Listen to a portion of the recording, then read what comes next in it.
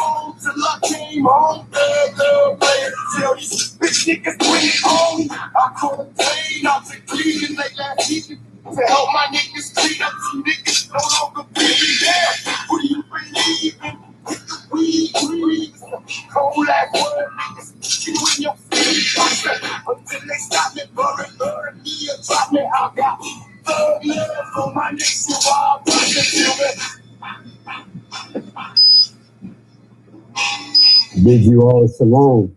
Bid you shalom. I bid you shalom. I bid you shalom. Welcome to Factz Ova Feelingz. I want to welcome everybody tonight who is a regular on Factz Ova Feelingz. If you are new, then I'm not going to tell you anything. I'm just going to let you lay up here and get your feelings hurt. You can't bring your feelings to Factz Ova Feelingz, because if you do, you're going to find out that your feelings don't mean nothing here. But for all of the folks from the media that like to tune in now and actually broadcast this particular video live stream for your viewers, I'd like to welcome you all too. We finally figured out where all the information was really coming from. See, a lot of y'all just got up only, so you don't know nothing. That's why you're asking a bunch of dumb questions. But for those of y'all who've been with me for the last 8 years, you know exactly what's been going on. You've seen the evolution. You saw the twists and turns, and you know exactly how we got here. You know where the NFAC came from. You know where the presidential came from. You know where the original BLM came from. You know where the hip-hop drama came from. You know where all of that came from. So you're not sitting there asking no bunch of dumbass questions. So I welcome all of my friends, followers, and the children, the elect and the chosen of the Most High. Good evening to you. We have an interesting evening ahead of us, don't we?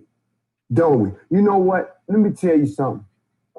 You don't know how much someone hates you until you start to do something that exposes them instead of you. Let me say that to y'all again, because a lot of y'all was in your phones doing something different when I said that. If you're out on your job and you got me turned on, that's good. I bid you a shalom. A lot of I got to shout out to all of the truckers, the over the road truckers that have me on. That program y'all got on your CV. I got to say, look, I'm right here with you. I know I ain't nothing but a voice, but this voice gonna keep you company for the next 2 hours right here on Factz Ova Feelingz. We got some stuff to deal with tonight. And like I said before, if you've been keeping up with the story, we've had some developments. We've had some things change. We've dealt with some joys.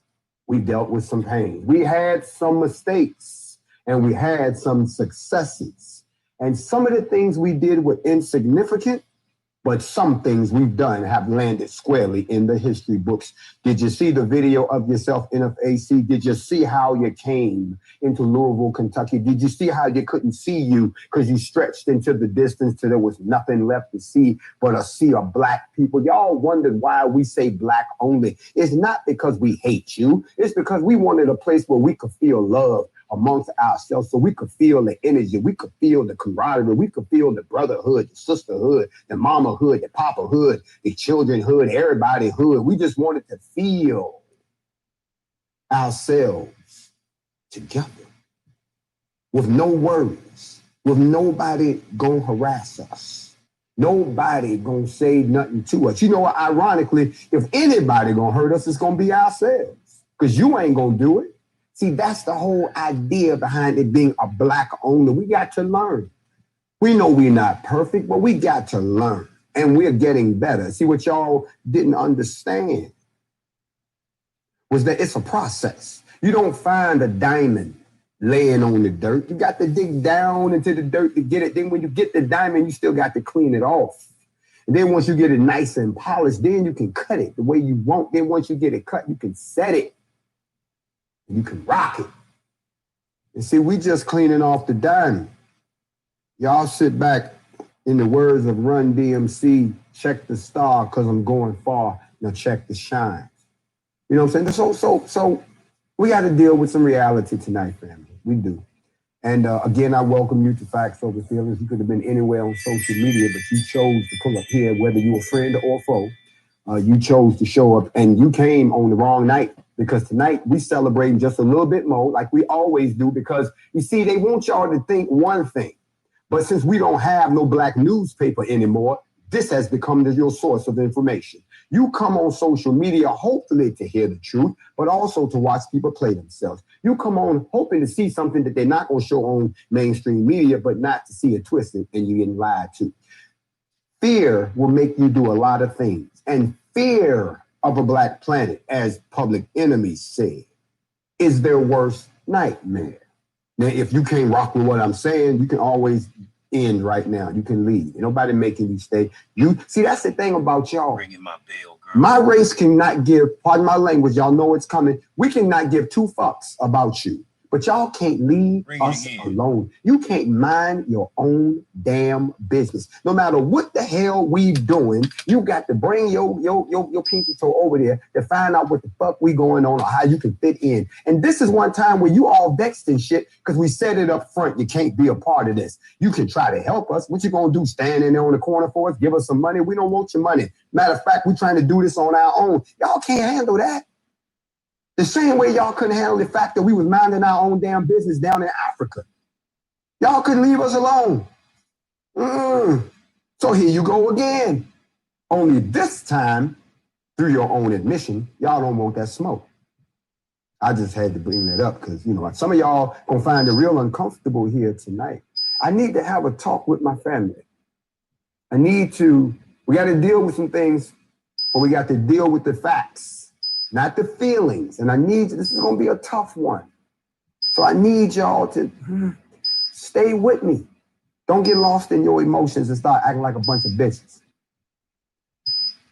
Now, first thing we got to deal with is, of course, I told y'all before we went down to Louisville that there was a goal. A goal was to find out what was going on. That's what we was going down there for. To find out what was going on. It wasn't to go down there to shoot it out with nobody. This ain't the wild, wild motherfucking West.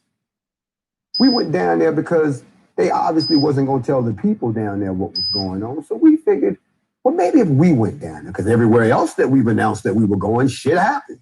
When we announced we were coming to Brunswick, Georgia, within 2 hours, they locked these motherfuckers up. So, okay, got a little action there. You understand what I'm saying? The thought that we was coming to Minneapolis had them doing shit and we didn't even show up. But then we get to Louisville. And Louisville, we would have thought, would be a lot further along than it is right now. It wasn't. Then we start seeing crazy stuff. People shooting people off of buildings and paint guns and white boys on the roof, sniper rifles, and the cops let them go. And just, what's going on in Louisville? Now, so we had a goal when we went down there. Y'all seen the video. If you haven't seen the video that's available on my YouTube channel right now, not the little blurb you saw on here was crazy. Go watch the whole thing over there. There's some very interesting things that happened in that video. As one black woman told me, she said, never in my life did I ever think I would see a black man stand in the middle of the street and give instructions to kill someone. To other black people. And all the other black people were like, okay, all right.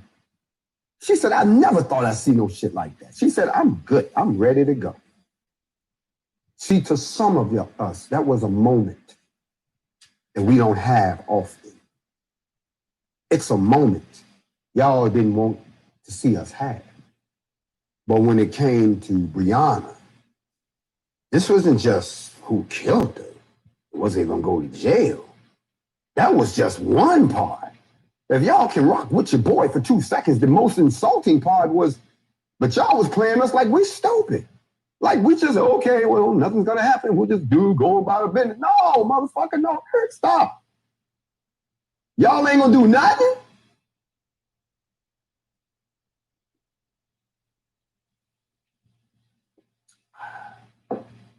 So we resolved ourselves to go down there to find out what was going on. Now, a lot of y'all don't understand when I say that. If you go down there, that means you got to talk to these people. You can't find out nothing if you start shooting up shit and burning shit up. That's not the way it works, folks. Destruction is always a last resort, but it's still an option. But a last resort. Better to have it and not need it than to need it and not have it. So, you went down there to get some answers. And you have to know how, like I like what some guy said on one of these commentaries I saw. He said he ran for president, so he know how to talk that political talk. You're absolutely right. I know exactly how to talk to these folks to find out exactly what it is that we need to know so that we can arrive at a position that's beneficial for us and not put them in a position to do nothing stupid. You see how you strategize that? It's chess. You still bring them boys and you still bring them toys, but you go in. Don't y'all ever notice that whenever there's a war, they always have a ceasefire and then two motherfuckers meet in the middle and go like, so this is what we about. Blase, blase, blase. And the other guy go, well, this is what we about. Blase, blase. Well, we can't rock with all that. Well, we can't rock with all that. But what can you rock with? Then they come to an agreement. And they either come to an agreement and the shit is over, or they can't agree and they go back and it's time for the shit to start flying. That's how it's been throughout history. What the fuck's wrong with y'all? You really don't think you have arrived as a people, don't you? This civilization really believes that it has achieved this great, well, we can just be peaceful. You can't help yourself. You're half man, half animal. Killing is a part of your behavior. Just like emotions are a part of your behavior. You can't turn them completely off. That's why people kill people. Oh, well, black on black crime, white on white crime, Latino on Latino crime, Chinese on Chinese crime, humpback on humpback crime, midget on midget crime. There's crime everywhere because it's in your nature. I'm not going to teach yet. I'm trying to stay away from that piece. I just want to deal with facts. Y'all better come on, roll with me. We're about to hit one of the loops right now. So throughout that process, and I have to commend all of the people that I talked to, They were all professional. They were all very forthcoming. They almost had this attitude like if somebody would just ask me, I would tell them. Instead of everybody beating me up and accusing me. And I'm like, bro, they aggravated with you, bro. They just aggravated with you. Okay? That's why they out there, because y'all ain't told them that yet. They don't know you, bro. They don't know you. All they know is that you some black dude that got put in this position by another guy that has a track record of being a racist. That's all they know about you, bro. I know about you. I did my study of you. I did a study that you're very intelligent. And when you were in school, that you have this propensity to find ways that you were a friend of the police. That's what it said in the report that I got about you. That you were placed there to be a friend for the police. Now, the only way that you would convict anybody or charge anyone was if you found out a way not to. And in this particular instance, it's hard to find a reason not to. You see how I reason that out with you, sir? So y'all got to have people who can go to the table like that. Then y'all arrive at a conclusion and you go back to your soldiers and you let them know it's either we going in or we got what we came for. You see, that's how a militia should function. Not a mob, but a militia that has a purpose. Do you understand? Oh, I'm about to break something real deep on y'all tonight. You're going to learn something on this live stream. You're going to click off of this. If you hang around long enough, I put money on the fact you're going to walk away from this saying, I did not know that. So let me go ahead and finish unpacking this truck over here. So I commend all those people. I do. Very professional, very forthcoming. And what I loved the most was they were not afraid to throw each other under the bus. That's how you find out shit. You don't find out shit when everybody's covering for each other. You find out when somebody on the team did their own thing, screwed over 3 other people, and then they're going to tell you what they did, or oh, he told you what I did. You're going to tell them what he did, and before you know it, you got the whole story in front of them about this shit right here. Now, since I'm more so like a visiting dignitary or visiting ruler from another nation, which I actually was, I represent the Black nation, and I came to get some answers. Because the Black nation is right outside that window, and right now, they're not too happy. So since that's the position that I was in, I didn't have to take sides. I'm just listening. I should have worn my robe. Y'all know I got the judge robe. I'll break it out. And what I told y'all on the steps in Louisville is exactly what they're doing. They're doing what they said they were going to do. And it looks like, well, I guess there's some other folks that's interested too. Yes, y'all know about the FBI investigation that has now shifted to Breonna Taylor. Mm-hmm. So, because things are moving along at such a rapid pace, you know, it would only be pertinent of me to give you the latest developments and to discuss what's true and what's not true. We need to clear some stuff up. There's a lot of rumors going on around this whole situation. We need to clear some stuff up. They're not going to clear this. They're not going to take the time to break down what needs to be cleared up about a Black woman. They're trying to get this case off their damn books, right? But we're interested because the particulars of this situation could be me, it could be you, it could be any of us. So we need to understand all of the details. So if we understand the details, maybe we can understand exactly what really happened and who ass needs to go to jail. Notice my story always ends in jail. So that being said, if y'all don't mind, I'm not going to put on the judge robe tonight. I'm going to put on that of the prosecutor because the defendant over there obviously does not think that they have committed a crime yet. Well, in front of the people, maybe they have.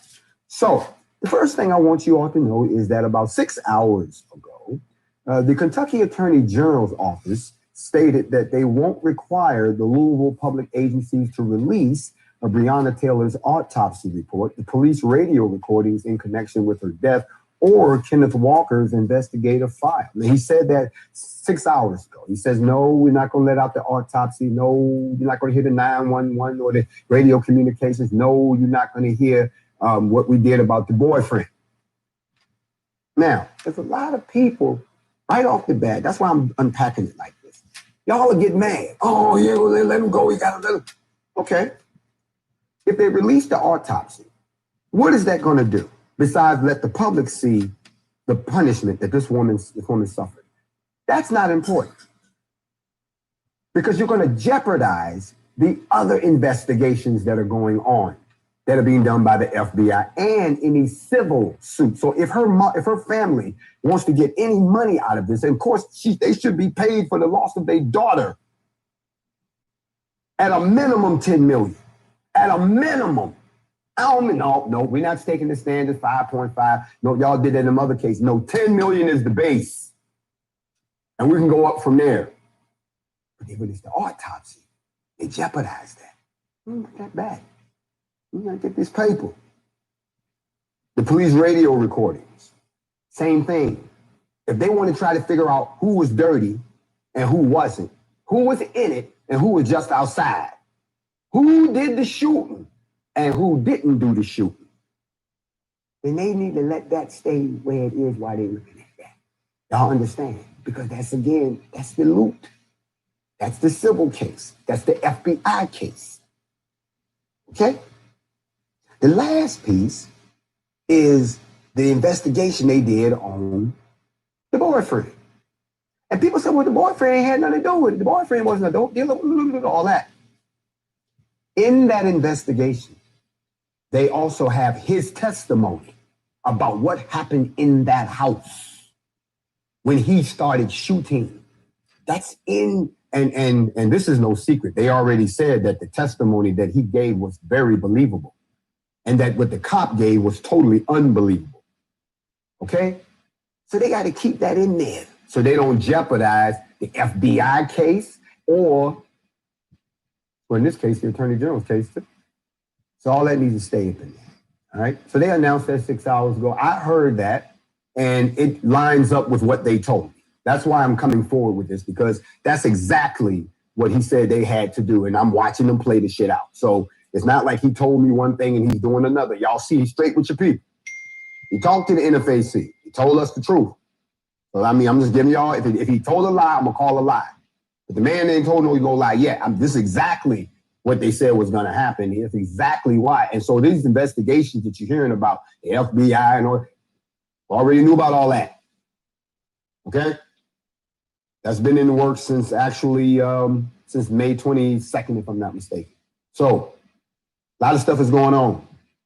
Now understand that the agency, which is conducting its own investigation into Taylor's March 13th death, they released a series of open records ruling this week. They found that Louisville Metro Police, the Louisville Metro Emergency Services, and the Jefferson County Coroner's Office were justified in rejecting requests by the Louisville Courier Journal, that's the newspaper down there, of USA Today, of networks, of saying that they had investigations going on. They can't give the autopsy report to the newspaper. So they had to go to court to get a ruling and say, no, we're not giving them to you right now because the FBI done got involved and they trying to throw somebody's ass in prison. They are. So in reaching those conclusions, the Attorney General's office pointed to letters from the FBI's Louisville field office and an assistant deputy attorney general that said releasing the records would adversely impact the ongoing investigations and any potential prosecutions that will result from them. So they're letting you know, if we let this out, y'all gonna be mad. So let us go on, hold on to it, so we can do what we need to do, so y'all don't end up doing nothing stupid. So when the investigation concludes, the requested records would be subject to disclosure, barring any other applicable exemption. For instance, there could be some type of regulation that says you can't see the autopsy report because of HIPAA guidance or something like that. We don't know. But there's a guy by the name of Michael Abady. He's the attorney who represents the Louisville Courier Journal. He disagreed with the ruling, and he said that the public has the right to know the basic underlying facts of this case so it can be confident ultimately that the investigation is fair. The man makes a valid argument. If you stop and think about the fact that it's not just the state of Kentucky that's doing the investigation, this ain't just the KBI that's doing the investigation, it's the FBI. It's a federal investigation. Once it becomes federal, y'all know he can have that. They're not telling you nothing. And when they lock people up, they lock them up. And sometimes they're not in no hurry, but they come get that ass, don't they? Nobody wants to be on the investigation by the FBI. Because when they decide they're gonna come get you, bruh, they're gonna roll up and that's gonna be the end of that. Okay? So there's also some other things that's going on. if they keep trying, if we keep digging for certain things, it's going to jeopardize. But I will tell you what is being dug for. The autopsy report, the dispatch logs and the radio transmissions in connection with the execution of the search warrants at the Taylor's home and around the same time over on Elliott Avenue. The administrative incident reports that was completed by the LMPD. The body camera footage that's related to the Elliott Avenue search warrant and the subsequent arrest of Jamarcus Glover. See, those was uniform cops that did that. So where's the video for that? But they was plain clothes around the corner though. You see what I'm saying? So that's why, yeah, uniform cops is implicit in this too at another location. See, there's two things going on at the same time, y'all. Got to know the whole story. And then last but not least, the full investigative file relating to the dismissed charges against Kenneth Walker. All of that has been denied to be released. This came out 6 hours ago. Letting y'all know this now. I'm letting you know when I know. Because y'all know that I'm looking at the clock. Like y'all looking at the clock. So, yes, I seen people jumping up and down and celebrating that the FBI is now involved. But I also see people who are like, no, we need to know everything now. Don't you know that when the FBI gets involved and they start their own investigation, they're not going to let nothing out because they want to see the facts first. They ain't got no vested interest in this. They don't want them in this. This was not asked for. They just came on in like, you know what? This is some straight bullshit. We take everybody, open everything up. Just give me everything. Y'all just see. So I wanted to give you the update on that. I did want y'all to know that at the end of the day, I'm gonna break it down for y'all real quick. Out of all of the stuff that happened that night, 22 shots got fired. 22 shots, okay, by 3 different people. But the person that we are focusing on is Hankerson. Because Hankerson is the one that fired 10 rounds into that apartment blindly. He's the one that got shot. 10 rounds, right? And then that wasn't the end of the shoot. They said there was more shooting when the 911 call was called. They said there was more shooting after that. So who was shooting? Nobody shooting back. The fuck is y'all doing? So I wanted y'all to know that there are a lot of facts to this case, but there's a lot of facts that are not facts at all. There's a lot of lies and rumors. There's some rumors that's going around, and we need to go ahead and shut them down. We're gonna shut them down with facts tonight, and you probably believe some of these. So allow me, Ms. Taylor, if you don't mind, I would like to clear up some facts surrounding your tragic death. Thank you. As almost as quickly as the fatal police shootings of Breonna Taylor became an international story, trending topics on social media, so did the misinformation about her life and her death. Now, let me give you the facts first. What I'm going to say is fact.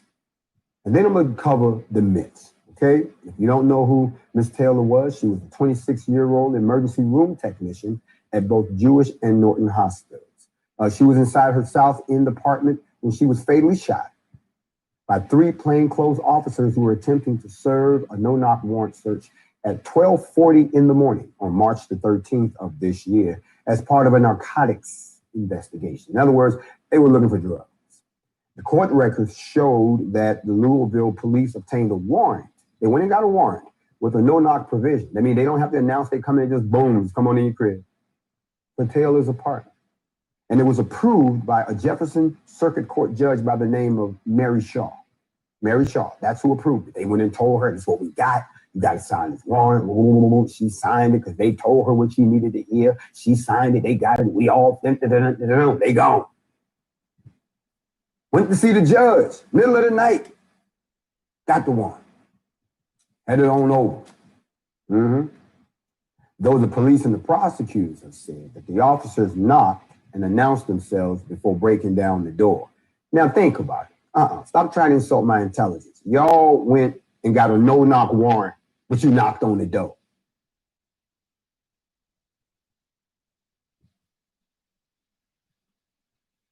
I ain't gonna say nothing to that. Stupid.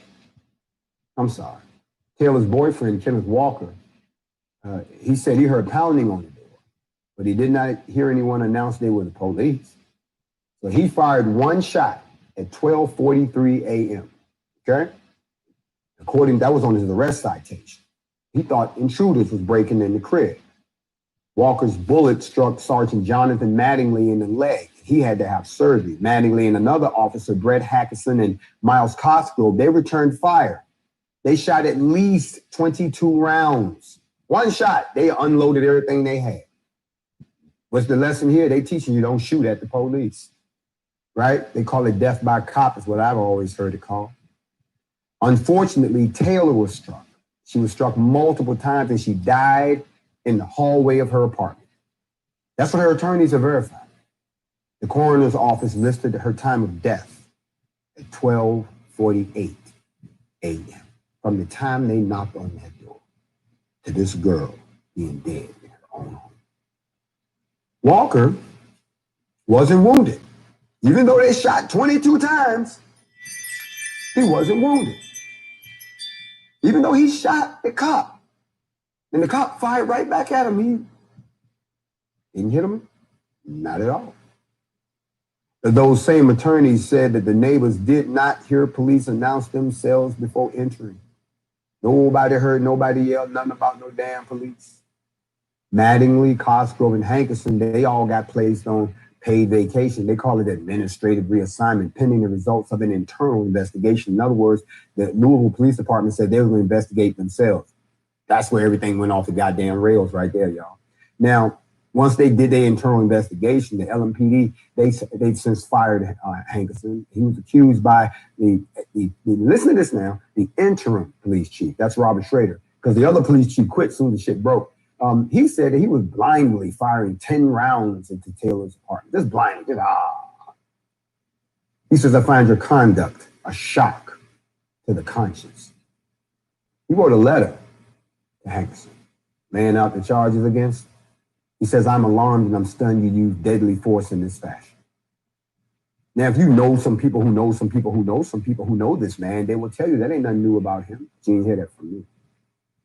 The investigation is now in the hands of the Kentucky Attorney General, Daniel Cameron, who we've been talking, and his team of investigators and prosecutors. That's where we had our discussion about what he needed to do to get the job done. Now, additionally, there's a detective, Joshua James, who obtained a search warrant for Taylor's apartment. He got reassigned too. He the one that actually went and got the goddamn warrant. So they don't put his ass. Now the FBI don't open an investigation. And Judge Shaw, you know Judge Shaw, has refused to address the case and her decision to sign the search warrant. She won't even talk about it. The judge said, I ain't got nothing to say. Done. Now, those, my friends, are the facts. Those are the facts. Everything that I said to you is 100% facts. I ain't saying nothing else. Now, what I didn't say is what some people are already saying. Like, y'all like to spread false news real quick. Matter of fact, some of y'all dig around and mess so much. If you didn't have nothing messy to say, you wouldn't have anything to talk about. So you spread false information.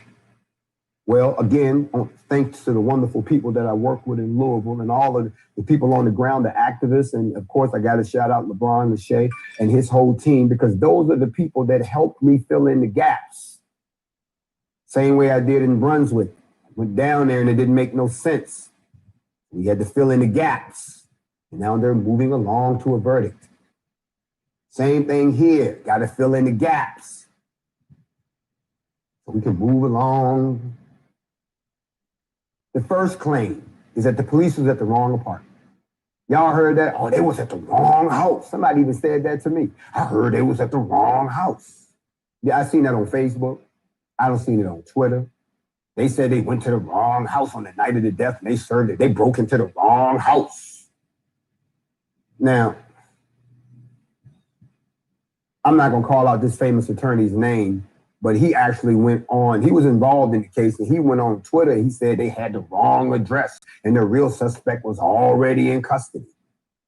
So we went and looked at the copies of the search warrants the Louisville police received on March 12th as part of the narcotics investigation. One was for Taylor's apartment, and there were three were for the adjacent homes on Elliott Avenue and in the Russell neighborhood, and one was at the house on West Muhammad Ali. That's where we started our actual formation. The Ali Boulevard warrant was not executed. although the reason has never been told why they didn't execute that warrant. The search warrant for Taylor's home includes her street address, her apartment number, photos of her apartment door, which police later broke down using a battering ram. They knew exactly where they were going. Taylor's name, her birth date, her social security number are all listed on the warrant, alongside the names of the narcotics investigation's main target, Jamarcus Glover and Adrian Walker. Adrian Walker and Kenneth Walker are not related. They just hung out together. Now, in the affidavit for the search warrant, James wrote that he'd seen Glover get a package from Taylor's house and that he used Taylor's address as his own on the documents. That's what everything I've said, that's what people are saying, right? Here's the facts. That's not true. Everything I just said to you is not true. The search warrant for Taylor and her home explicitly identified her and her address. The Louisville police were not there by mistake. They believed that Taylor had ties to Glover, one of the main suspects in their investigation. That's the truth. Here's another one that y'all been running around repeating that's not true. The police located their main suspect before they went to Taylor's house. That's what they was floating around there. When they went to Taylor's house, it was on Twitter, it was on Facebook. I seen it here on the gram. Oh, they already had him in custody. Here's what everybody was saying. They maintained that Glover, who was one of the main targets in the Louisville police narcotics investigation, already was in jail before the officers executed that March 13th search warrant at Taylor's apartment. I believed the same thing when I first heard the story. That's what made it so crazy. Y'all had this guy all along. In the lawsuit filed in Jefferson Circuit Court in April against the 3 Louisville police officers who fired their weapons by Taylor's family, the attorneys also argued that Glover was located and identified by LMPD prior to the warrant being executed at Breonna's home. That's what the attorneys were saying. In an additional filing in early July, the attorneys alleged that police actually converged on Glover's house on Elliott Avenue around midnight, well before police entered Taylor's apartment. So the Taylor's family contention is that police had no need to execute the warrant at Breonna's apartment that resulted in her death, since they already had located their main target. They saying that came from the attorneys. They said that in a recorded statement to investigators, Mattingly said that police executed the warrant at Taylor's apartment at the same time as the home on Elliott Avenue. Mattingly was the one that said that the warrant for her apartment was secured as a no-knock, but he was told to knock and announce. By who? Anyway, Taylor's apartment was considered a soft target with minimal threats, according to them. And they also said they did not believe that she had children or animals, but they weren't sure. Mattingly said that she should be there alone because they knew where their target was. Taylor's name was listed on the search warrant for her home, along with Glover's name. All of this is part of what I'm telling you. According to court records obtained, we wouldn't look. According to this, we were supposed to execute the Taylor's apartment at 1240. That's what they said. Police also executed a search warrant 10 miles away at Taylor's home.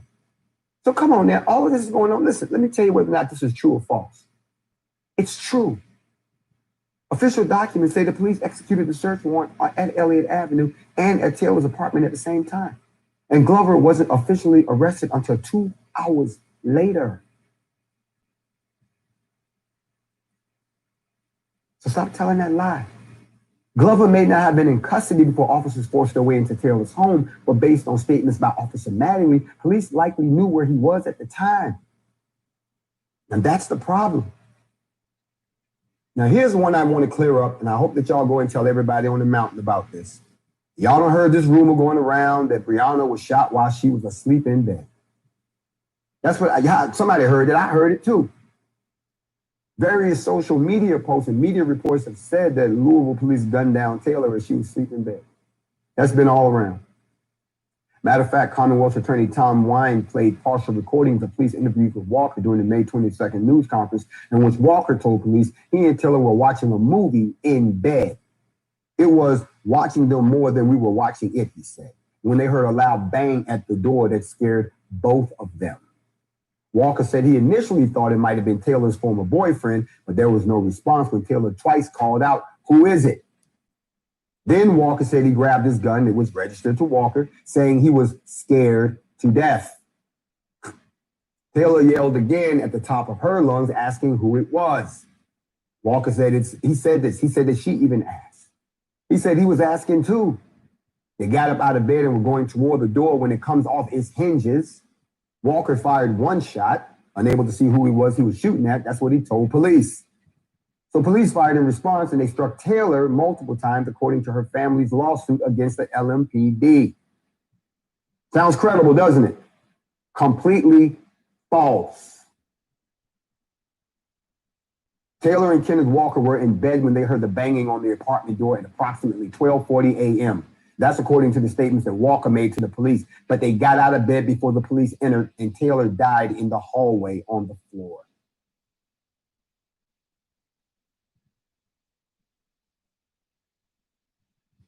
I'm going to clean something up for you, Breonna, because they keep saying this about you, Breonna. And Breonna, I know, sister. But one of the claims about you, I'm going to clean up tonight right here on Factz Ova Feelingz. They said that she was living with a drug dealer. I've heard that repeated by people in some of the nastiest comments I've seen about this. But she was with a drug dealer, that's what she get. Yeah, that's what they said, huh? Matter of fact, here's the claim. Several of y'all social media so-called mouthpieces have accused Taylor of living with a drug dealer, insinuating that that's why the police targeted her place for a search warrant in a narcotics investigation.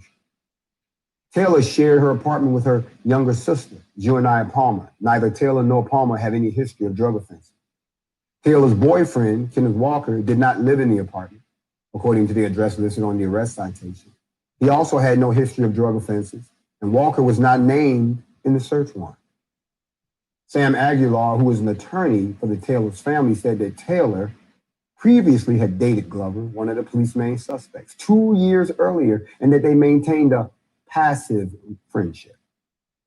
According to the affidavit, Detective James wrote for the search warrant, Glover used Taylor's apartment as his home address. James also wrote that he verified through a U.S. postal inspector that Jamarcus Glover had been receiving packages at Taylor's apartment. Both Louisville's U.S. postal inspector, Tony Gooden, told us that a different agency, which he did not identify, had asked in January to look into whether Taylor's home was receiving suspicious mail, and the office had concluded that the apartment was not. They already told him. That's the whole claim. Y'all heard this whole story, right? That's false. It's not true. Neither Taylor nor Kenneth Walker had any drug offenses on their record. Additionally, Taylor and Glover maintained only a passive relationship. That's it.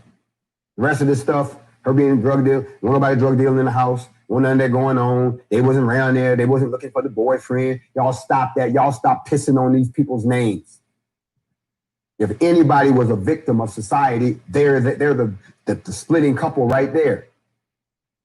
They're the typical black man and black woman in America. And these are the victims of this particular type of mispolicing?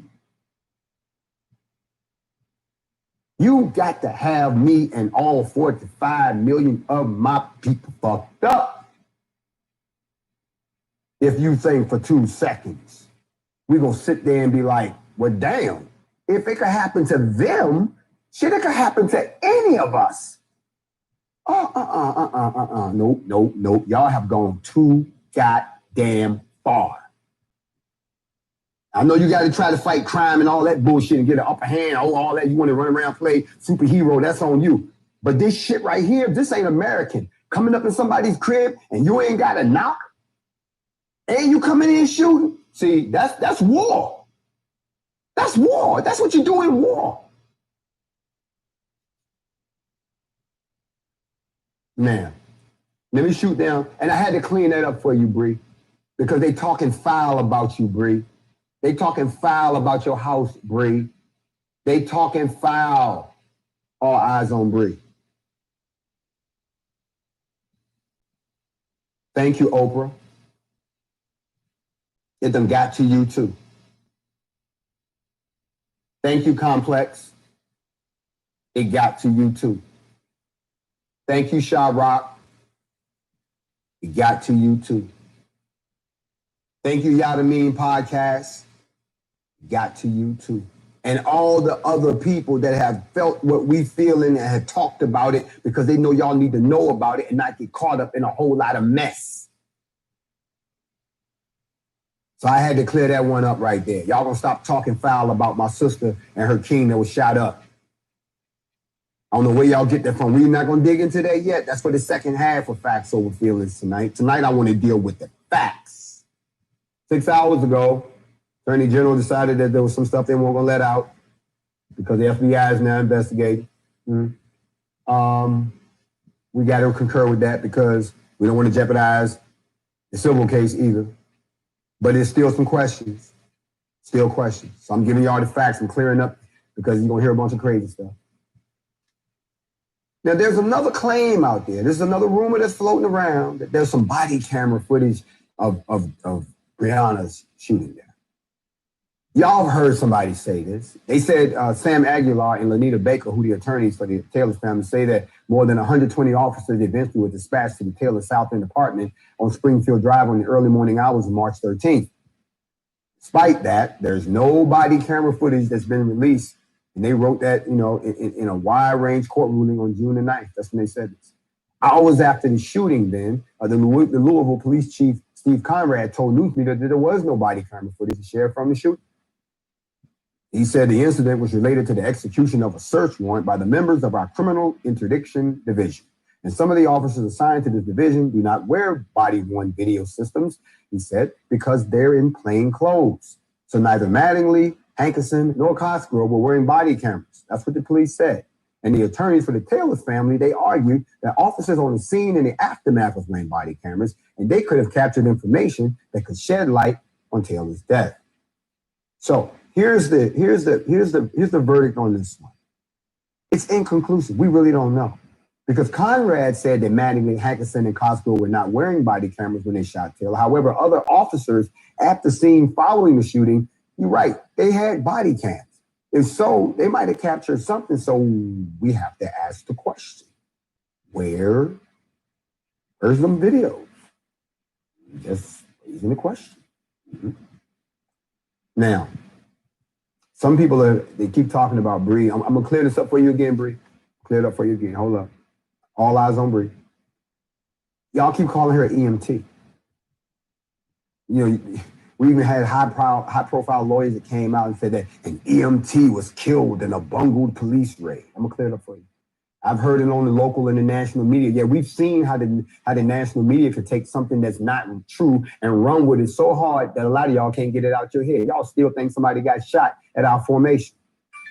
Anyway, they went out and told everybody this. Well, that's partially true. Can I? Thank you. See, Taylor joined the city as an EMT recruit in January of 2016, but she became a full EMT by June, and she left the Metro government in November 2016, okay? They clarified that she was working as an ER technician at 2 of the hospitals at the time of her March 13th death with aspirations of becoming a nurse. That's the real irony of this whole thing. She was working in the ER, y'all, and got hit into an ER situation and nobody helped her. And they was wrong. Those are some of the myths that I needed to clear up about Breonna Taylor. Everything that I've just disproved, you can go back and watch this over when I'm done. Or you can keep walking around functioning on misinformation because it makes you feel good. We're not in here for that. Now, let me continue to move on with my case. It's going to get kind of rough right here, and I don't want nobody to throw their phone. They don't want nobody to jump in the water. But I told you all once before that the only way we can affect change is we have to change the law. And that's how you affect change. Because as long as something is legal in the eyes of a society, then it is not wrong for them to do it to you. Okay? No-knock warrant law needs to be changed, not suspended. I don't know who came up with that crazy-ass idea. I'm just going to run on up in your house and then get mad if I shoot at you. Okay. That shit didn't happen in a cave. So who came up, what creature came up with that idea? However, since you all have not changed the laws, these cases have to be tried in the confines of those laws. Now, it's going to be kind of rough for me to say this, so I don't know how I want to unpack this, but I want you all to understand that we cannot get mad if somebody finds a way to get away with a crime because the law is written badly. We can't get mad and go tear up shit if they find an individual guilty under a specific law that's on the books when we haven't done anything to change the laws. How do you change the law? You got to vote some people out of office. And you got to vote some people into office that's going to do what you want them to do. I'm not telling you to go vote for no fucking body. I'm telling you to come up with your own platform. And that any candidate that wants your political support, they have to agree in writing, you're going to do these 5 things right here, or you're going to have a problem. That's how you get your laws changed. So, since y'all haven't changed the laws, this is Factz Ova Feelingz, right? I don't see no hearts no more because y'all know I'm about to drop some shit on y'all. Oh, I came in here tonight, and I'm just going to give it to you straight.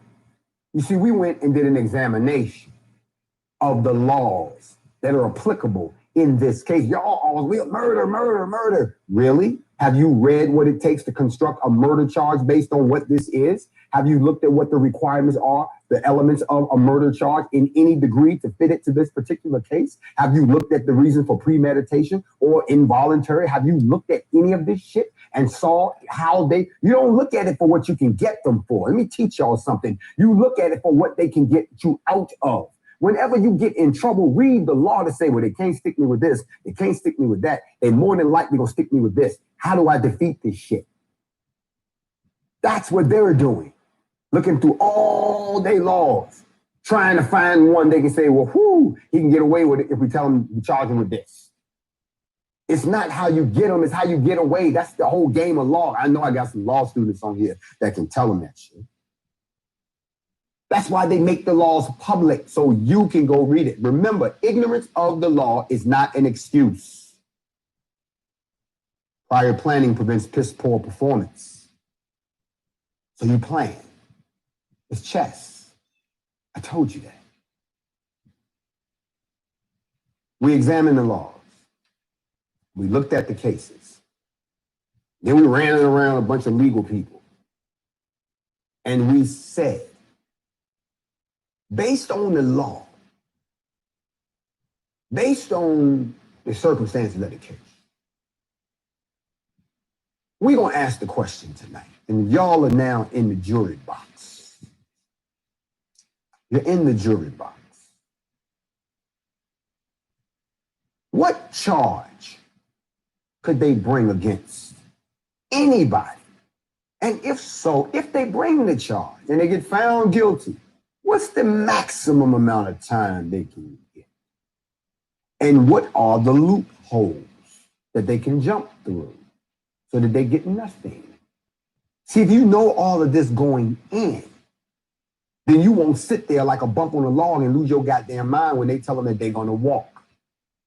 Or if they get charged and you find out they go to court and they only come back and hit their ass with 5 years, you're like, why the fuck you need 5 years? Everybody want to lose their mind. But then you go read the law, and the law says the maximum he gets is 5 years for this shit. They had to change the law. So let's dig into that just a little bit. And this is for my smart people on the live tonight. The rest of y'all, this ain't the kind of shit you tuned in for. Go somewhere else and look at some ignorant.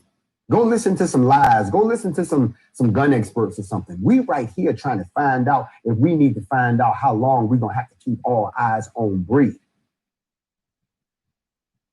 So, I see some people typing in the comments what they think the charge should be based on what you know about the case. I'm going to ask you right now, type in what you think the charge should be. Not the sentence, the charge. Somebody said manslaughter. Somebody else came back and said, okay, I see another manslaughter. Y'all, this is what y'all think? Y'all think it should be manslaughter, huh? Manslaughter. That's what I keep saying. Premeditated. Premeditated what? Premeditated manslaughter, premeditated murder, murder in the first degree, murder in the second degree. Y'all sitting there saying that y'all want somebody arrested. Okay, arrested and charged with what? Again, I got another manslaughter. Let me talk to you a little bit about what's on the books. that y'all trying to get. Somebody say in the 3rd degree, wrongful death. Here we go. Now y'all starting to think a little bit. I got a classroom. Everybody in the 3rd row, what y'all thinking about? People in the back, what y'all think it should be? I see manslaughter. Everybody leave involuntary manslaughter, murder. Somebody straight up murder. Somebody say, I disagree. Oh, 1st degree. I'm sorry. Okay, another 1st degree. We got 1st degree murder. Everybody going straight to 1st degree murder. Somebody said endangerment. Endangerment. Okay. Reckless endangerment. Okay. Negligent homicide. I'm listening to what y'all saying. 2nd degree murder. Come on. What do you think they should be charged with? At least the trigger man. Everybody's going for premeditated murder. Everybody. Let me help y'all out.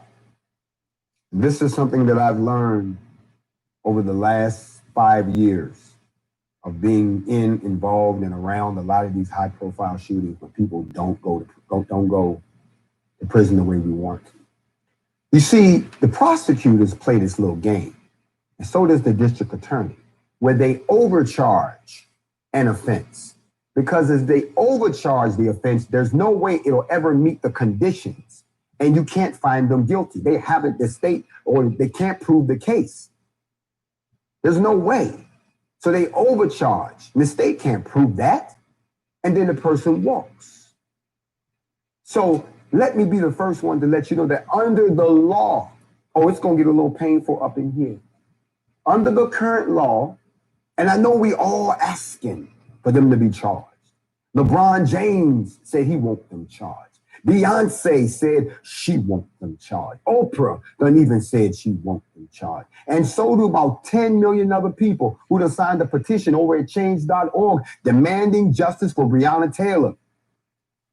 The NFAC want them charged. Even marched in 3,500 deep to let them know we want them charged. You've seen the video. And that Louisville Metro Police Sergeant Jonathan Madley, Officer Miles Cosgrove, and ex-officer Brett Hankerson be charged with killing her. That's what we all want. And all them charges y'all threw up there is what we think is fitting of the crime.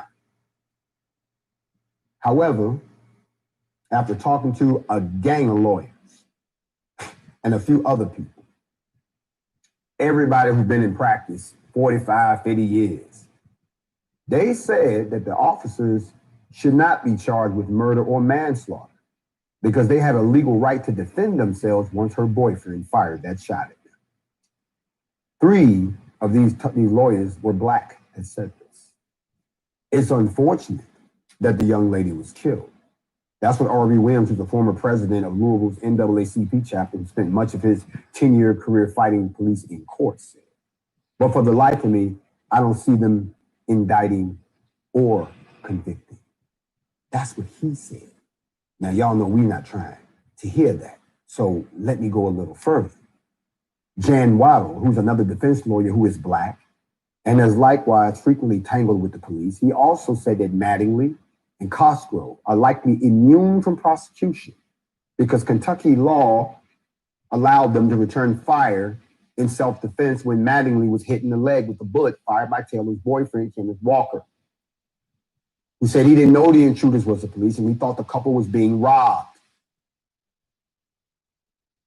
He went on to say that the seemingly unending list of unarmed black men who had been and continue to be gunned down by white police officers does not and cannot justify the return of an indictment based on revenge rather than the facts of the case of the law.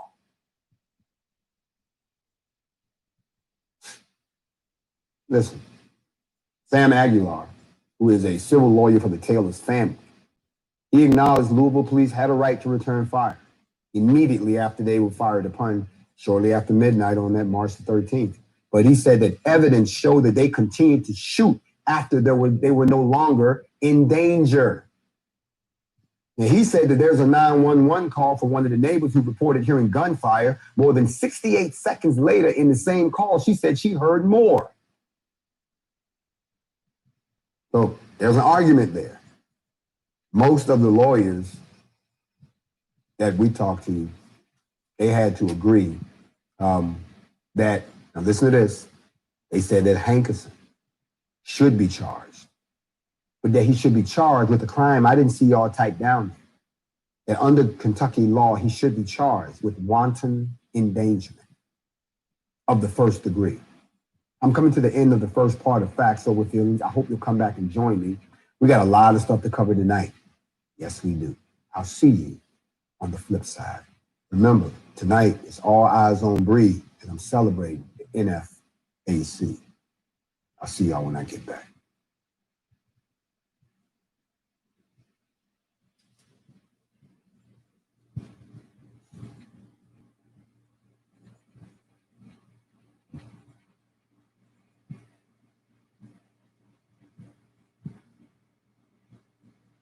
They had to make a judgment of who was going to be on the donkey of the day. They chose you. It's the Breakfast Club, bitches. Who's donkey of the day today? Donkey of the day for Thursday, July 30th goes to a young 26-year-old queen named Sydney Parham. You know who Sydney Parham is, don't you? Well, you may not know her name, but you know her claim to infamy. See, Sydney is the Michigan woman who recently went viral because she couldn't wait to exhale. Oh, yes, she got her Bernadine Harris setting John's car on fire on when she was caught on camera, blowing up her boyfriend's SUV. Don't act like y'all didn't see this video. Okay, we all saw young Firestorm. Okay, Queen Firelord using flames as a weapon like she heard Marvel was looking for diversity, so she decided to audition for the role of the Human Torch in the Fantastic Four. Let's go to WDIV Local 4 News for the report, please. This is what the Fraser woman charged with arson looks like after the explosion sent her flying into another car. The Macomb County Sheriff's Department says 26-year-old Sydney Parham has minor burns and cuts. The woman busts out a window in the Jeep, pours gasoline inside, and then throws a match. The force of the explosion she's caused throws her backward, but she crawls back to pick up the gas can and takes off as the Jeep begins to go up in flames. That Jeep was all of 3 months old. The owner of it, Avery Stevenson, didn't want to go on camera, but he did tell us that while he knows 26-year-old Sydney Parham, she was not his girlfriend.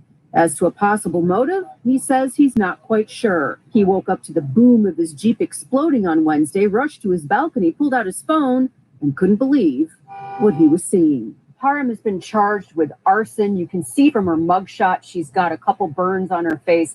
The Sheriff's Department says she's going to be okay. She is expected back in court on August 5th. Sydney, you thought that was your boyfriend. But as you just heard, he's not even claiming you. Okay? I have so many things to say. First of all, Sydney, you should feel blessed to be alive with no serious injuries. Okay? I truly expected to see your mugshot this morning, and I expected to not see any eyebrows. But she either has her eyebrows already drawn on or they are really, really thin. Moral of the story is she still has eyebrows. Round of applause for her having eyebrows. Okay. I expected her to look like Freddy Krueger in the face this morning. I really did. But no, none of that. Okay, I literally looked at her mugshot and I said to myself, God is good even when God doesn't have to be. Okay, he could have ignored Sydney in that situation. He could have sent all Sydney's prayers to the spam folder, but he was there for her. Okay, but clearly, God had a plan for Sydney because not only did she not suffer any burns, there was a Ford Taurus or a Mercury Sable. I'm not sure what kind of car that was, but that car was perfectly placed to catch Sydney when she was blown backwards. If that car wasn't there, she might still be floating backwards through Michigan right now. Do you know in the X-Men comic books, when Jean Grey became the Phoenix, she used to use fire? The ill thing about Jean Grey was she was capable of doing anything her mind could think of. The reason I'm bringing this up is because, Sydney, you turned into the Phoenix.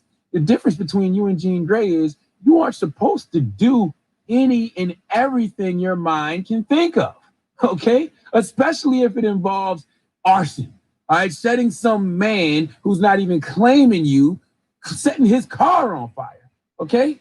I want to take this time to say that I love Black people. And I hate seeing Black people making permanent decisions based off temporary feelings. Sydney, I don't give a damn how much you thought you loved this man, and I don't know what this man did to you to make you react in this way. But what I do know is that now you're the one with the mugshot. Okay, you're the one with the arson charge. You're the one getting donkey of the day. You're the one people are laughing at online because you used fire projection to destroy this man's vehicle and damn near killed yourself in the process. Okay, somebody has watched the TLC biopic on VH1 one too many times and thought that what the great Left Eye did was a good idea. Rest in peace to Left Eye. Okay, let me tell you something, man. A wise urban philosopher by the name of Calvin Brodus. You may know him as Snoop Doggy Dogg. He once said, "Now you know I ain't with that Lieutenant. Ain't no poom poom good enough to get burned while I'm up in it." That has nothing to do with anything I'm talking about. I was just listening to the G thing this morning, so it's on my mind. But it did make me want to tell you, Sydney, that ain't no PP good enough to burn anything over it. Okay? I don't care if you got burnt. And I'm not talking about flames, young Sunfire. I'm talking about gonorrhea.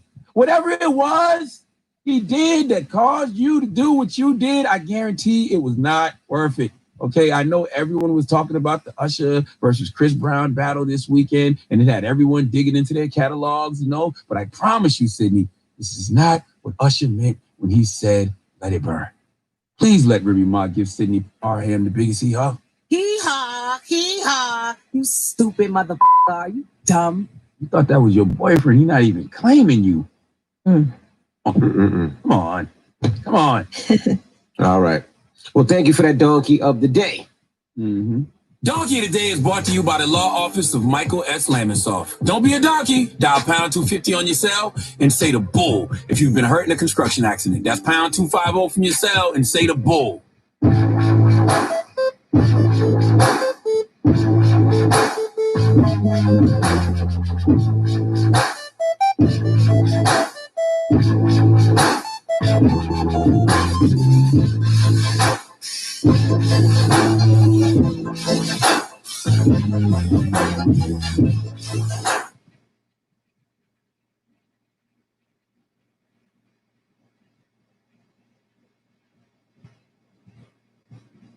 This is the Rumor Report with Angela Yee on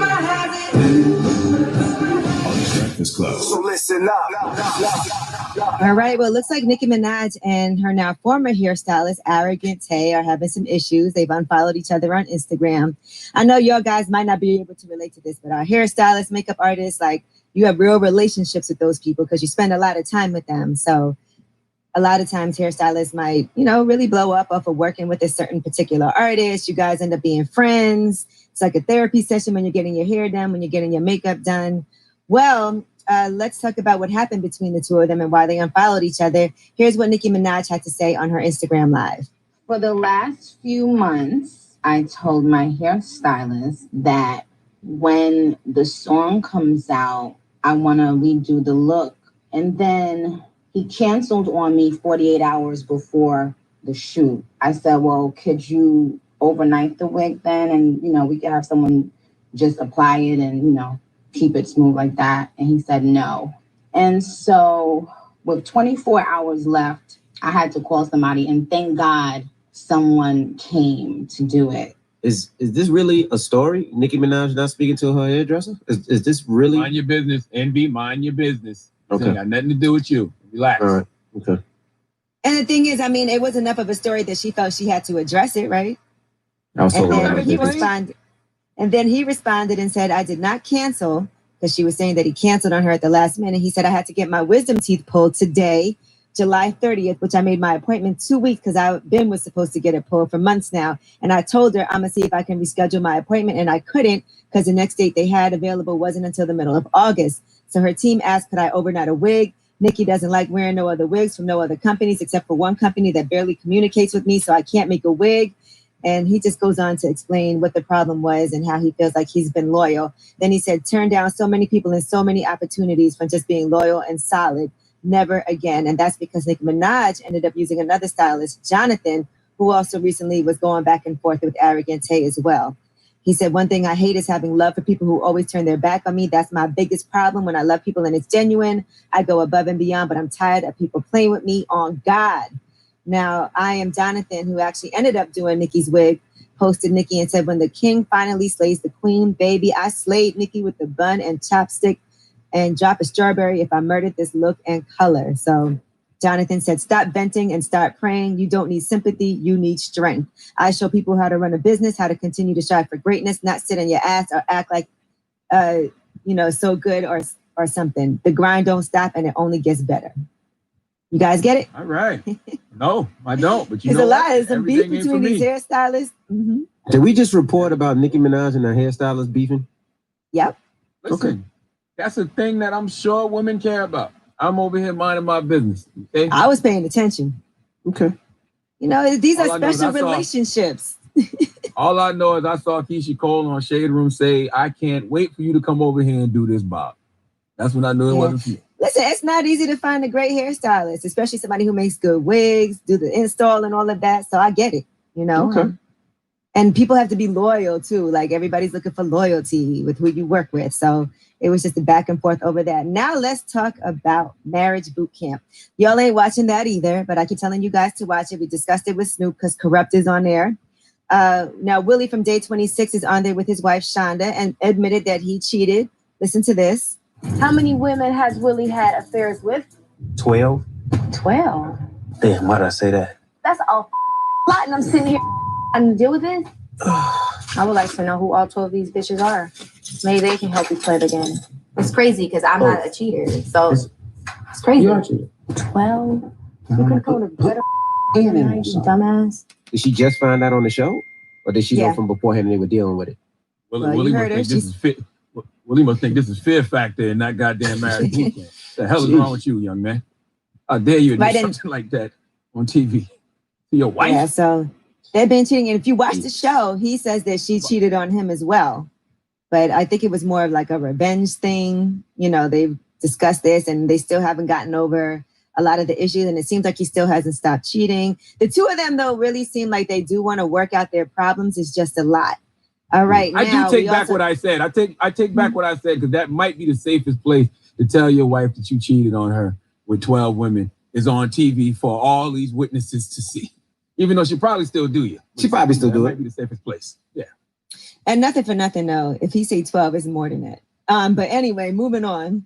Also on Marriage Boot Camp, we've been talking about this, right? So this clip was circulating, and this was Vado seemingly trying to attack Tahiri, and we'll replay that for you right here. This is what happened. I look crazy to y'all. I look extra aggressive. Yo, you look Yo, like for real, my yo. No. Bugging out. Like you lucky I don't hurt you, yo. Are you kidding me? This house is on fire. Just threw that apple in my face for no. Put hands on. I'm going to the county. Now, at the end of it, he gets up and grabs her like by her collar, but then Dr. Ish comes over and they escort him out. Well, if you watched the episode last night, you can see that before all that happened, the two of them were having a lot of friction, and she actually ended up throwing apples and hitting him in the head with these apples, and it wasn't pretty. And so he posted on his page after this aired yesterday. He said, nobody's the victim. We both were wrong. Doing me more because I'm a man. That tried to take the better route, but couldn't once it was no apology and continuous disrespect.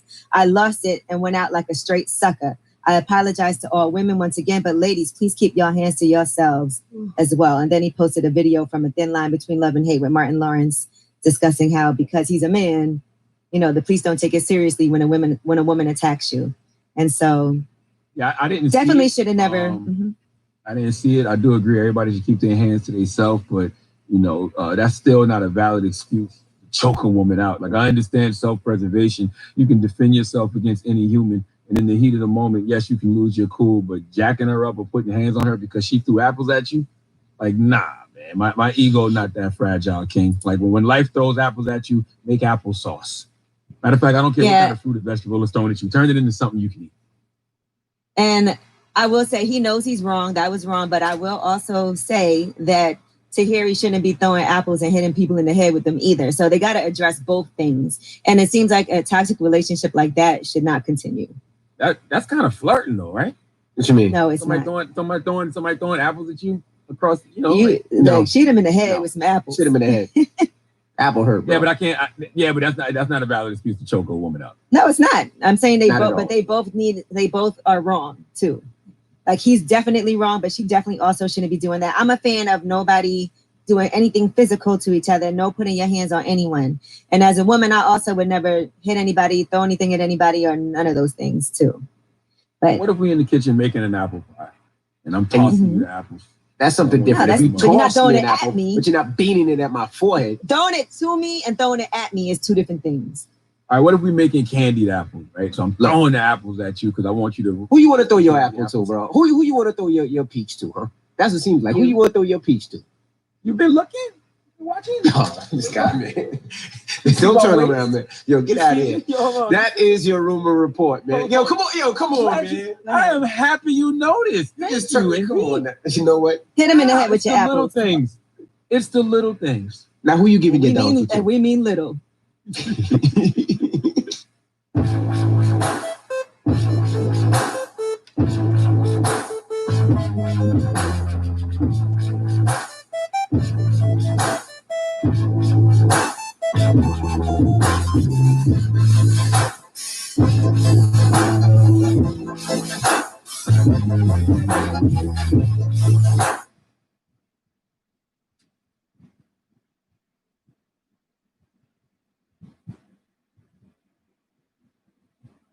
Wake that ass up. Early in the morning. The Breakfast Club. Morning, everybody. It's DJ Envy, Angela Yee, Charlamagne the Guy. We are the Breakfast Club. We got a special guest on the line right now, Steve Stout. Hey. What up, Steve? What's going on? What's up, man? Feeling blessed. Happy to be here. I hope we come out of this better than we went into it. Where you at right now? Where you quarantining at, Steve? Which one of your houses? I'm in New York now. I happened to be in Miami when the whole thing started. March 11th, I was in Miami. It was a bar mitzvah that I helped get the talent for. 15-year-old kid had Little Tekka, Little Baby, and Roddy Ricch. With 40 Jewish kids. I kept on looking at it going, man, it was 40 Jewish kids dancing and partying with yarmulkes on to the box. And, Lil Baby definitely smoking the weed. And I'm looking at these kids going, this is unbelievable. This is unbelievable. One day there's going to be a black kid that gets this type of party. This is crazy. So anyhow, I was there March 11th. And then by the time that party was over, I found out the NBA season was canceled and Tom Hanks had COVID. And I just stayed in Miami and flew the family down to Miami. And I was there for the first 3.5 months. And then I just came back to New York when shit got crazy down there. Right. And the NBA's back tonight. That's good for your business. Yeah, you just did a deal with them. That's good. Yeah. Well, sports in general is good for my business. We work with the NBA, the NFL, the Knicks. You just want to get sports back. By the way, the entire advertising business, especially television, is driven by sports. It's dominates. Live television ad spending is, the most dominant spend in anything advertising as relates to television. So what's your relationship with the Knicks? What do you do for the Knicks? Virtual fans too at the games, right? Don't they have like a wall where you can actually be in the virtual stands during the game? Well, they're trying different things in Envy. I'm gonna get to your question in a second. With baseball, they're doing cutouts, which seems kind of not fantastic. Basketball, but they're doing. It's more like NBA 2K, like a video game. It looks like they're pulling in the audio, let's go Lakers. They're pulling in that audio for momentum and stuff like that, and the sound effects. I think we're going to see, I think it's going to, coming out of this, there may be some innovation in cameras and stuff as it relates to when fans come back. I think the viewing experience is going to be different. They get a chance to really play around and try some new things. And it may definitely move the game forward as it relates to camera angles and sort of the fan, what we get a chance to watch from a television perspective when this happens. There may be a lot of innovation that comes out of this. At least that's what I'm hopeful for. Envy with the Knicks. My number one job is to do what I do, I think, the best. Help rebrand them. I think the Knicks is one of the greatest sports brands in the world. You think about the Yankees, the Cowboys, Manchester United. and the Knicks. That's how I feel about it. And obviously, we got to work to do on the court, the team, and all that stuff. But from a branding perspective, I think there's so much you can do. Merchandising, the apparel, working with different partners, just making great advertising that gets people excited about this global brand. That's my job. So, how do you turn that around with everything that's happened with Spike Lee and Charles Oakley and their comments about, some of their players? It just seems like the Knicks don't care about the people. Like if you look at different organizations and different teams, it seems like they care. It just seems like the Knicks is like one of those teams is like, yeah, whatever. We're going to make money regardless. Nah, you know what? I think straight up, I think the owner is misunderstood. I think James Dolan is definitely misunderstood. He's certainly brash.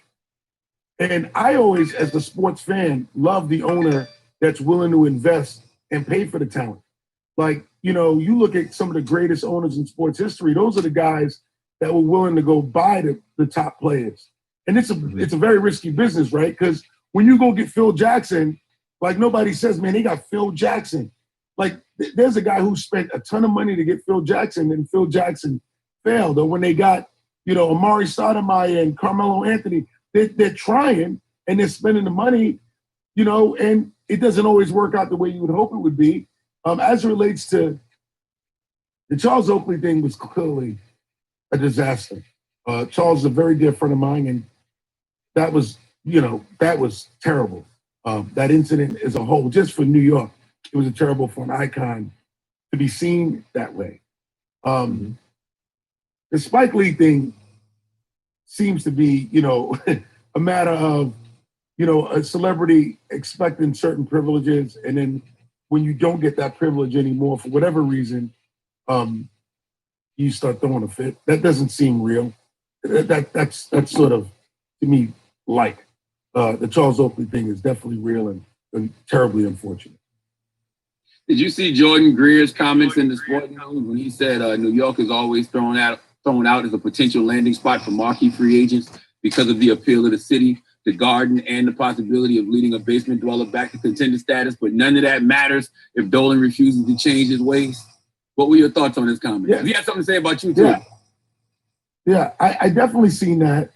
And I think with having Leon in, who's the new president of the Knicks, Leon Rose, West, Worldwide West, and myself, the three of us, I think that we're the best sort of team as it relates to being able to speak to a free agent, our relationships with talent, to bring them to New York. I think they've never had this level, in the last 10 years, this level of talent that can go out and pitch a free agent or convince a player why New York is great. But yes, based off of some historic things that took place, I understood the statement. I don't agree with it, but I understand where it came from. You guys also have a new head coach, right? Yeah, they're announcing a new. That hasn't. I don't think that's finally been officially announced, but there's certainly discussions where they're going through a search. Mm-hmm. That same writer, Jordan Greer, said Dolan's poor judgment undercuts good decisions like bringing you in and Leon Rose. Do you agree with that? Does Dolan make your job harder? No, not at all. I think Dolan is brash. He has a very strong point of view on things, but he doesn't make it any harder. Not to me, man. I like, there's different strokes for different folks, man. I like his very clear style. Like, he makes a point and he is very loyal to his perspective. Doesn't make it any harder. If you have a strong argument, he listens. If you don't have a strong argument, you're going to get run over. I'm a CEO. I understand that. There's people who work for me that come to me and they have iffy points of views on something. And I'm like, I can't make a decision with an iffy point of view. You got to have a strong point of view and a rationale behind it that you're willing to support all the way.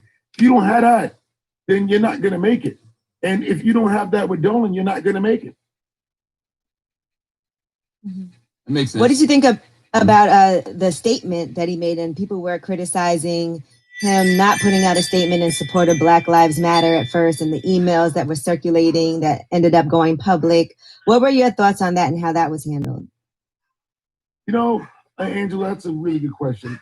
I think the sensitivity around the beginning of the sort of re-immersion of the Black Lives Movement after Floyd, companies, and I get these calls all the time, they don't know what to do. They don't know what to say.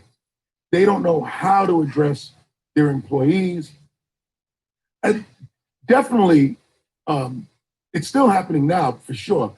But in the beginning, I kept on seeing all kind of random things from all kind of different companies. You know, Bank of America puts $1 billion towards urban communities, and then like you hear that and then it disappears, or you don't hear the next step.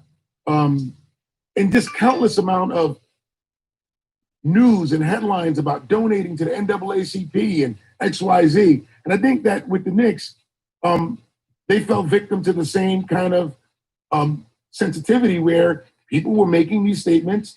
The employees wanted to hear something. They wanted to definitely hear something. They weren't ready to fall victim to what the employees wanted to hear immediately. And it became an issue. But I think I had that issue in my company. Like, everybody ran up on me talking about Juneteenth.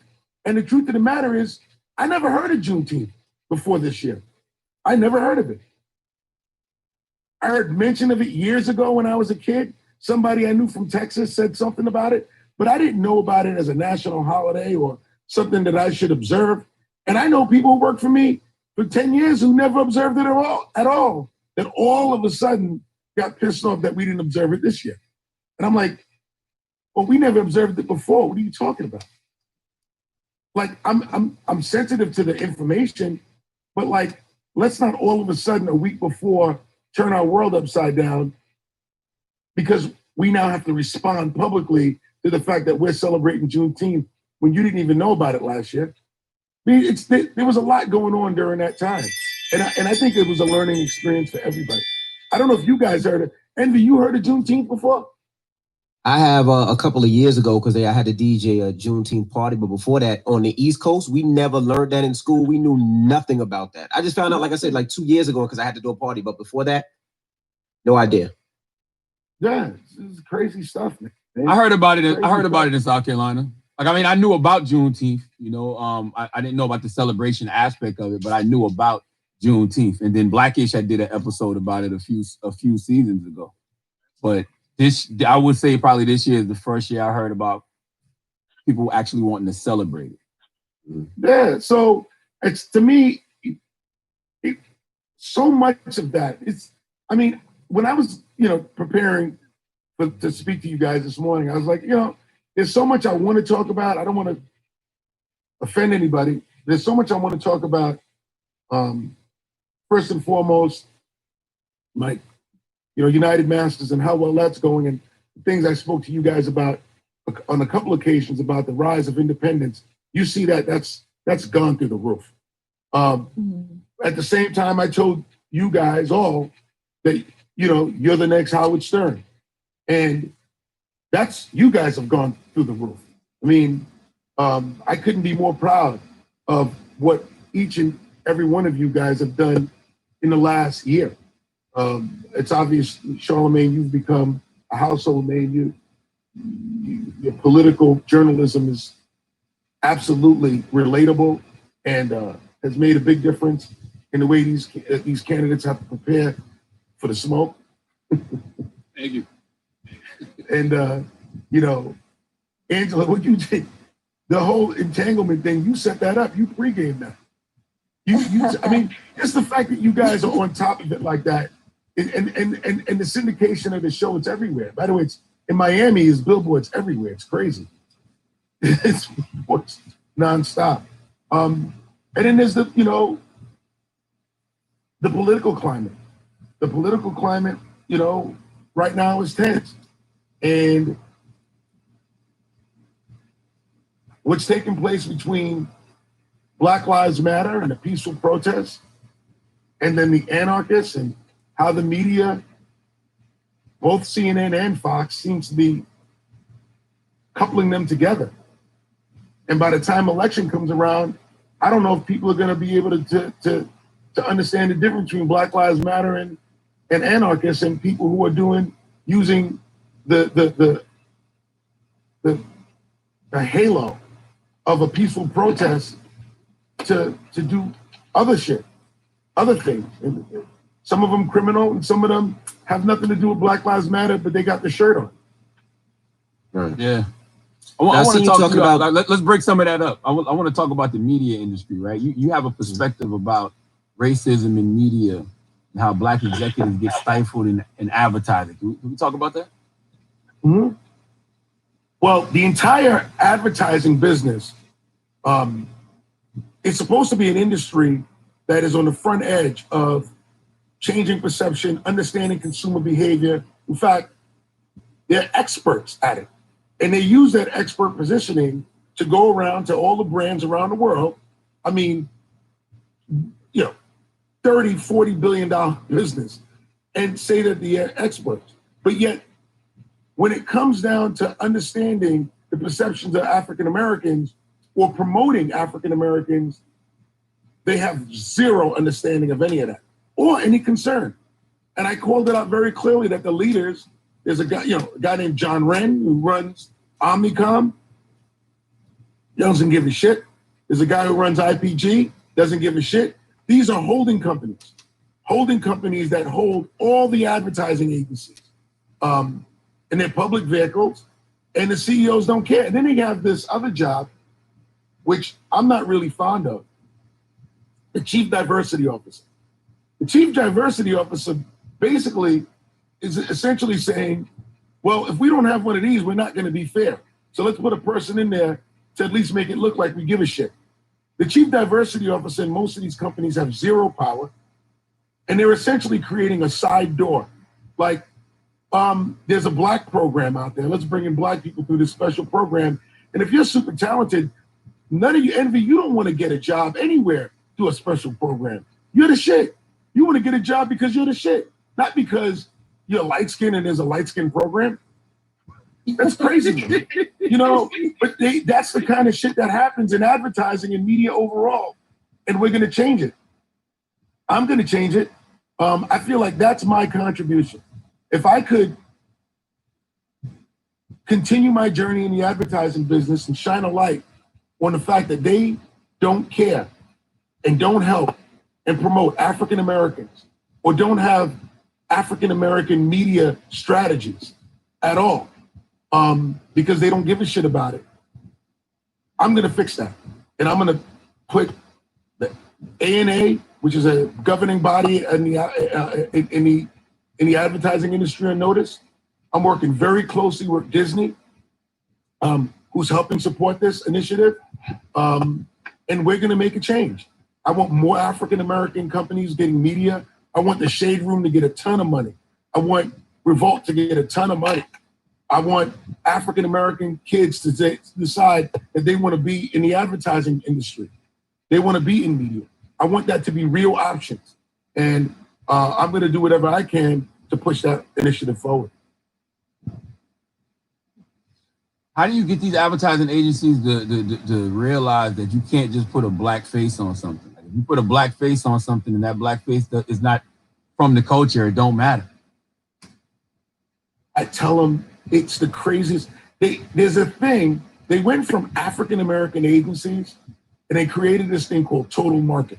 So there was a period of time where if you were an African American agency, you'd get a piece of the budget, small piece, and you would do, you've seen those TV commercials on BET, like car commercials where there's a guy going, and the new Ford Explorer. You know for a fact it's absolutely for Black people. Then they said, well, we're not going to do that anymore. We're going to do total market. Total market. Now, total market is basically saying all lives matter. That was a new definition. And when they did all lives matter, the total market solution, what they did was they'd bring in 6 Black people, hire them, bring them to a couple meetings, and then the white agency would say, look, we do have Black people. You don't need the Black agency anymore. That led to the the decline of African American companies, owned companies, getting an opportunity. And it's just broken. And I tell them all the time, you think you can put 4 white guys and 1 ambiguous black guy with the big hair and the freckles on his face and make it seem like that's a multicultural ad? Get the fuck out of here, man. What are some things you have seen work from some of these companies? I want to hear like examples of who's done this well. That's your thing you talking to. Well, it's very inconsistent who does it well, Angela. It's extremely inconsistent, unfortunately. I wish I could tell you a good story and an example that should be followed, but I can't. It's spotty at best. I think one of the biggest setbacks to African Americans in business in the last 5 years was when the first initiative around a movement around Black Lives Matter happened with right around Kaepernick and the knee. Right after that, the Me Too thing happened, and diversity was not only African Americans, but it was also women, obviously. And then when the Me Too thing got really big, you realize that companies for diversity, well, getting pressure on them to do things that were around diversity, that the beneficiary was white women. White women were getting promoted, white women were getting board seats, and it fell under their initiatives about diversity. So, yeah, they became more diverse, but not necessarily to the benefit of African Americans. My job when I talk about this is I want to when I look at your diversity numbers, I don't want to see white women included in the number. Not because I don't think that that's diverse, but because African Americans are disproportionately not being treated fairly. And if white women count towards those numbers, the familiarity, even if they're well-intended, their network, the white woman will get the opportunity. And that's what I've seen take place. And that's the same thing with minority and women-owned business certifications, right? They have that where you can get contracts with the city, but it's white women who really are the ones that are getting these contracts with the city, even though it's supposed to be for Black people and for women. So a lot of times it'll be the white woman gets a contract from her husband or a family member, and that's how they manage to slide in and get those government contracts. There's legacy networks, right? And the legacy networks, they breed familiarity. That's what bias is about. I say it all the time that even well-intended white folks, they don't realize that bias and racism are closely related. They don't even realize it. And so, yes, if your network and you know somebody, or you know of somebody who knows somebody, and they happen to be white, somebody's wife or whatever, and you're biased towards them because you know them already, you give them the job, you give them the contract, you give them the opportunity. That's just the way it is. So how do we change that? We look at a lot of these businesses and a lot of these platforms where we're majority, whether it's basketball or it's football or even some of the music industry, where we own the smallest percentage, or if any percent.